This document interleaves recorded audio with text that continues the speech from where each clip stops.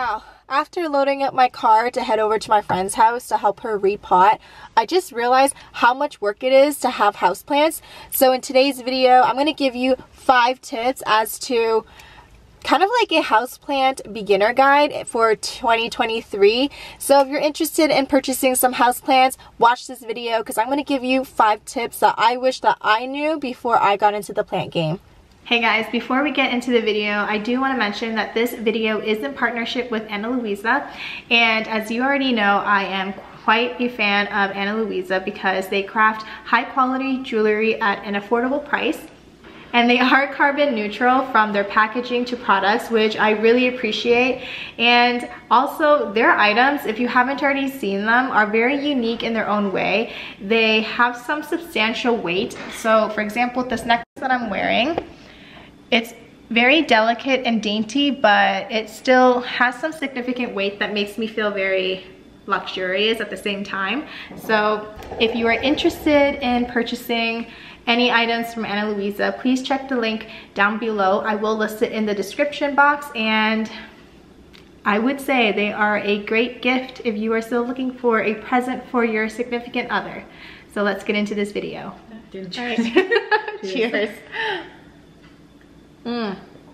So I have here my really good friend.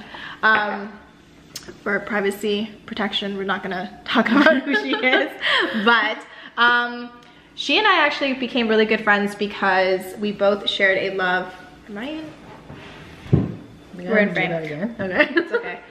She and I became really good friends because we both shared a love for our philodendron gloriosum. So if you actually watched my past vlog, that was her voice in the background.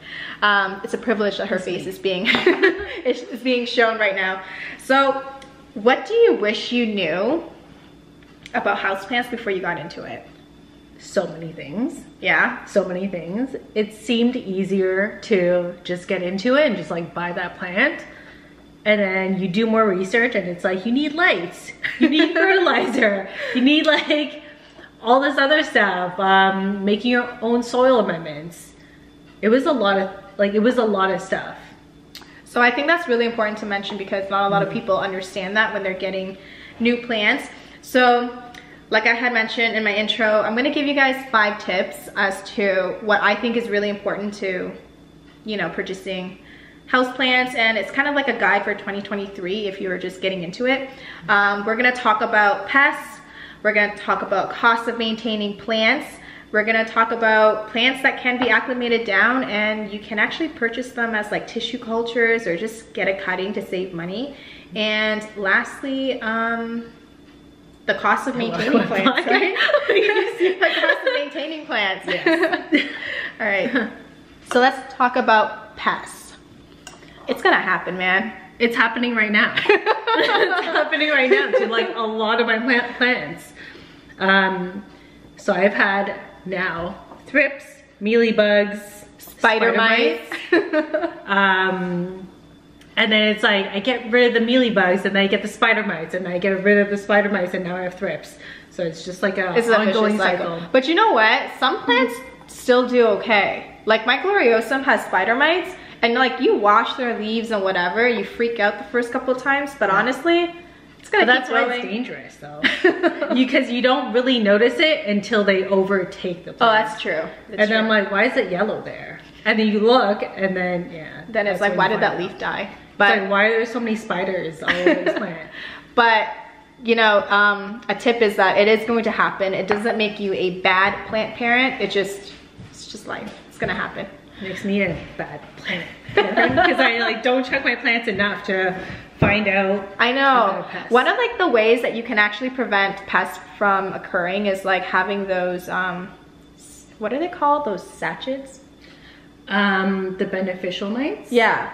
Or like you can take your plants outside and rinse the leaves. I only do that during the springtime, I'm not gonna lie. Well, you got like 50 pots of plants. I'm not bringing them out from like, especially if you live in a house of like the 2nd floor. Bring 50 plants outside to back in. Yeah, no, at that point they should just live outside. At that point, just throw them out. Especially if it's too far gone. I'm kidding. No, honestly, pests, it's gonna happen. Don't freak out when it does happen. cost of maintaining plants. Oh my God. So expensive. Take out another mortgage. Like, it's true. Like in my intro, did you guys see me carrying all that stuff? It was kind of heavy, and it wasn't even like the actual soil. It was just, that's only a part of what you actually need to have. yeah, it's like, you know, it's like orchiata, perlite. I don't even know what that is. I bought it, I know. It's bark, it's fancy bark. But yeah, no, cost of maintaining plants, it is pretty expensive, and I think that's something that people should understand and be aware of, because... And storage. Oh, true. Right, because I was actually thinking when I moved into the condo, yeah, I was like, good thing I have a locker. But also, how annoying would it be that's like, I need a repot plant, let me take the elevator all the way down. Oh, true. I don't know where the locker is gonna be. But anyways, let me take the elevator all the way down, and then get all these bags of soil. Well, I guess you can pre-mix it. Yeah. It's like soil, charcoal, bark, perlite. That's These a lot things of stuff. add up. They add up. Cause like, you gotta think about it.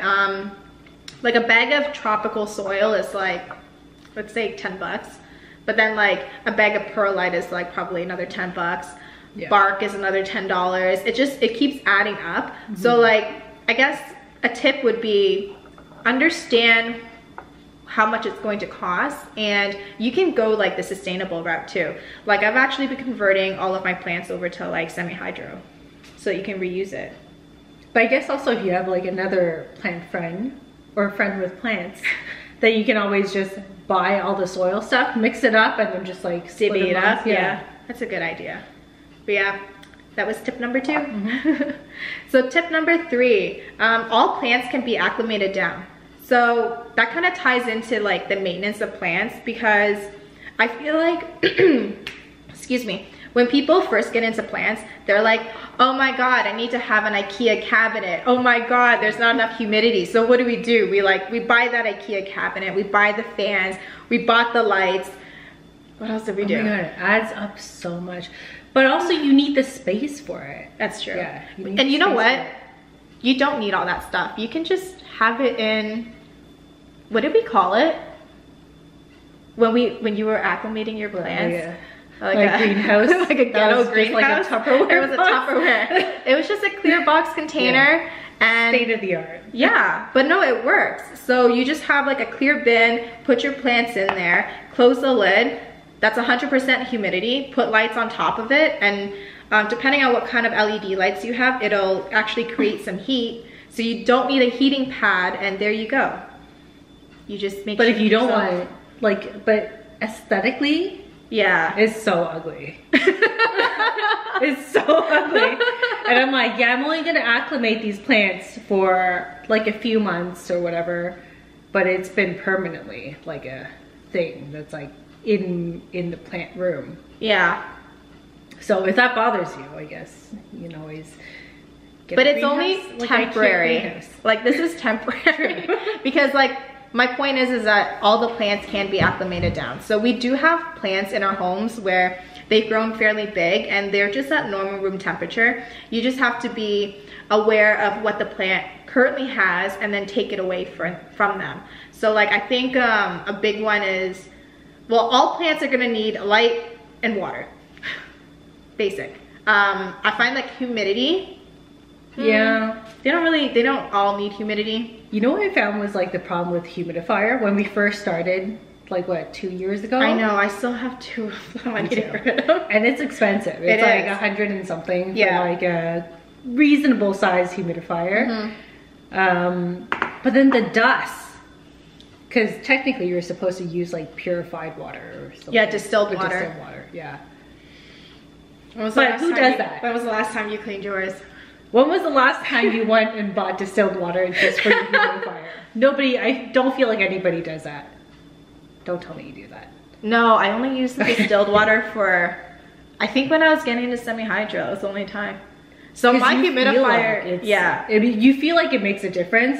Does it actually make a difference? No, I just use tap water now. I know, it's a lie.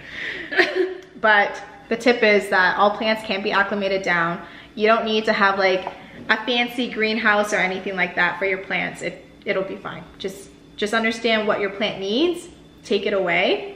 Or if it starts to wither too much, give it back and maybe go at a slower pace.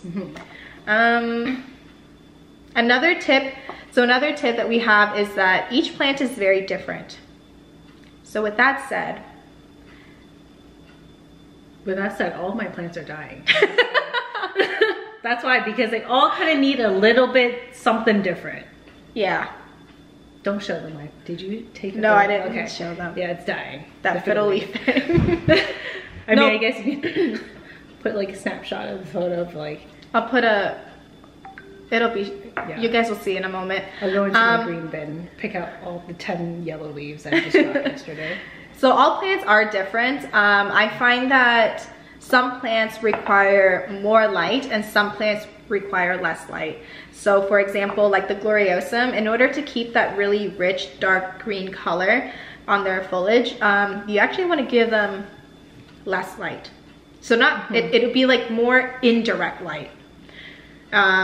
So like, I think my Gloriosum is doing a lot better now because I've actually put them on the bottom of my cabinet, and the more variegated plants are closer to the lights. Yeah. What about you?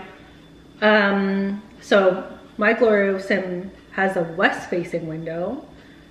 In the summertime, I do notice that the leaves start sort of like lightening up and yellowing a little bit because they're like just like too intense of lighting. But I actually feel like something like this right now would be perfect for them. So what is this? This is, I don't know my directions. East facing.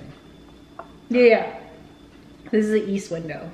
But it's just I have more windows over here to get enough light, but it's not bright direct light. Oh, okay. So the plants here usually do pretty well instead of the west facing. Did you also know that the Philodendron luxurian also requires like filtered light, like the Gloriosum? That's why it's doing well in my box right now. My Tupperware box. Yeah. And that's why it's back to living. Before it was like dying, like So another tip that we have that'll help you save money. I feel like this guide is more of how to save money. It's important because how much money have you spent? How much, like, if we collectively put the money that we spent into buying the plants, we could have bought some property. At least no way. Maybe a car. Maybe a used car with the used car prices right now. Yeah. At least. That's substantial though, if you really think about it. Oh, like if you're patient. If you're patient enough and there's a plant that you really want, you can always start small because sometimes those cuttings like grow so fast. So like you can always just wait for the prices to drop too. I feel like the guide for 2023 is, at least for me, it's all about saving money just because the prices for plants have dropped significantly. And the cost of living has risen significantly. Did you know my Addisonii tricolor? Yeah. It's officially dead now. No. But I was gonna ask you. I was secretly hoping that I was gonna do well, so that it's like dead. But I spent well over $500 on that plant. Do you know what I saw yesterday for like for around the same size plant? Do you know how much it was? This is gonna start hurting my feelings. We've both made very bad financial decisions with plants, and this is why this is like a warning to other people on how to save money. Because that Monstera obliqua, I smuggled it. I was like, can I say this? Nobody knows who I am. Like I smuggled in as a stick. Yeah. We'll just leave it at that. Yeah. So my advice would be, if you like that plant and you can't afford a large plant, like I know on my channel I used to say, if you want a big plant, you're gonna have to put out the money for it. But you know, now that I've had plants for like, is this like our 3rd year? I think it's been longer than that. Yeah, I think it's like moving into our 4th year of acquiring plants. I actually appreciate watching them grow. So my suggestion would be get yourself a cutting. It's gonna grow when it's, you know, when it has the right conditions, or wait for the price to drop, or get tissue culture plants, and they look exactly the same, maybe even better. That's a good suggestion though. Yeah. The cuttings, just because I'm like, if you look at that Cebu, number one, it used to be like $10 a leaf. Yeah. It's cheaper now, but I think it's like you get that cutting, you get used to how to take care of it. Yeah. And then you can propagate it. And then you have too much, like the begonia Sinbad. My thing is growing like a weed. I don't know what to do with it. Can I bring my Cebu? Yeah. That's like the only plant that's doing well, so. Wow. I know. There is a yellow leaf in there. Let me turn that around. It's just, you can't rip it. Yeah, rip there it. You go. Rip it. Don't let people see that. So you grew this from what? I had 2 cuttings, 2 leaves that was given to me in a trade. Oh. And then now it's a full-on plant. Yeah, it's like a full thing now. So see guys, that's tip number 5. Buy your plant as a cutting, because how long did it take you to grow that? To be quite honest, not very long, maybe a year, if anything. A year. But that's only because it's like once you start really knowing how to take care of it, it also grows depending on the plant, right? Yeah. Like some plants grow much faster. This is like a pothos. I feel like also it was acclimating to its new home too, right? Because now, because I think originally you had it living in a cabinet, and now it's like out in the open. Yeah, and I actually think this is like the east facing light that it's getting. So yeah, I think like pothos is like hardy, and also they just grow pretty quickly. So I kind of didn't really care about this plant anymore. So then I just cut it up, and I was like, if you die, you die. And then it grew. It lived. It's a survivor. Also, as a bonus tip, I feel like neglect.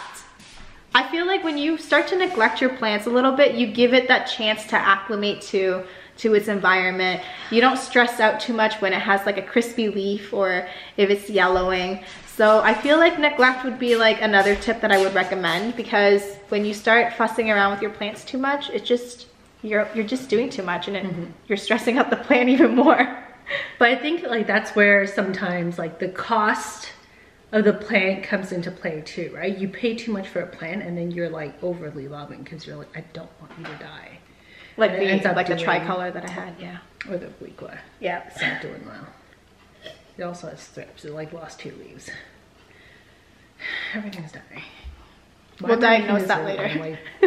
We'll diagnose that later. So those were our those were our thrips. So those were our tips for houseplants for 2023. I think the bottom line is for 2023, if I were to do this differently, I would not spend as much money as I already have. I would not stress about it too much either, because I feel like back then when I first got into it, it was very much like it needs 100% humidity and then 70%. So yeah, I think for 2023, if I were to do it differently, it'd be watching how much I spend, because plants are, they're hardy. Yeah, they're hardy. They're gonna survive no matter what. Some I feel like I've actively tried to kill. I'm like, here. All right, I guess you're still here. Yeah, I have a philodendron like that. But yeah, so I hope you guys, well, did you have anything else to add? No, that's it.